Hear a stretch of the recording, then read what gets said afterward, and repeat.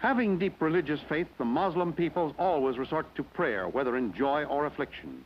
For them and their loved ones, there remains only prayer.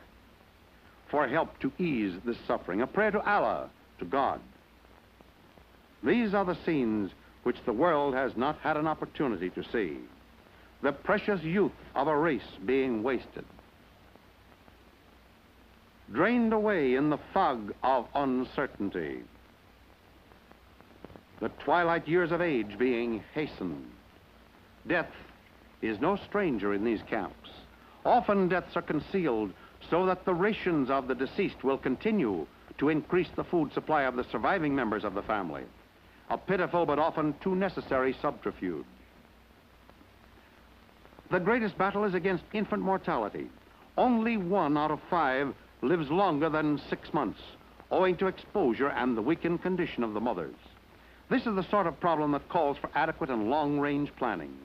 Complete rehabilitation of a great number of parents will be the only guarantee that these children will have the chance to live. That is the right of every human being. That right is being safeguarded by these shining examples of the medical profession. Both doctor and nurse are themselves refugees, devoting their entire time to the appalling demands of this crisis. Skilled in modern medical techniques and accomplishments, they often rely on today's wonder drugs. Yes, penicillin may help this baby to live a while longer, but his real need is like that of thousands, a vitamin-rich diet and a warm home. Here's a proud mother and her new baby. If he lives, another mouth to feed, another name to add to a list already containing 750,000 names. These are the citizens of tomorrow who need help urgently to live today. One hears a great deal about the high principles expounded in the 4 freedoms. Let it not be said that civilization will long permit the kinds of freedom enjoyed by the Palestine Arab refugees today. It's the old question, am I my brother's keeper? The answer is yes. You and everyone who is made aware of a great tragedy must assume a responsibility to end it. This is a problem which cries out to the civilized world for a quick, a humanitarian, a permanent solution. These refugees, who today number not the 750,000 mentioned in the film, but fully 1 million, are a proper charge upon the United Nations and upon ourselves, who helped create them. Relief in itself is, of course, no solution. But without relief, there will be only one solution: starvation.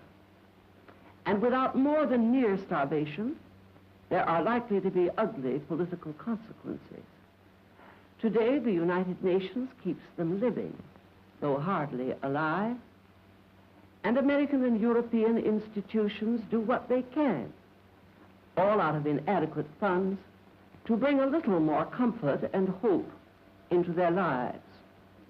Among the institutions must be especially mentioned the Pontifical Mission of the Catholic Church, the Church World Service, the Lutheran World Federation, the Mennonites, the Congregationalists, the YM and YWCA, the Friends Service Committee, and the American Middle East Relief. Most of these organizations are devoted to many other activities than care for refugees, and all operate with inadequate funds. Through your churches, however, you can contribute to earmarked funds, especially for the refugees. The American Middle East Relief Incorporated is exclusively concerned with this problem. It is planning this year to ship 7 million pounds of powdered milk, 300,000 pounds of powdered eggs, together with 40 tons of medical supplies, which are short in all the camps I visited. They also plan to send 2 million pounds of clothing, which is perhaps the worst need. Most of these people left their homes 2 years ago in the clothes they stood up in, since they all expected to return home when order was again established. Now they are in rags, and the United Nations does not furnish clothing. Financial assistance is urgently needed, especially to defray shipping and processing charges.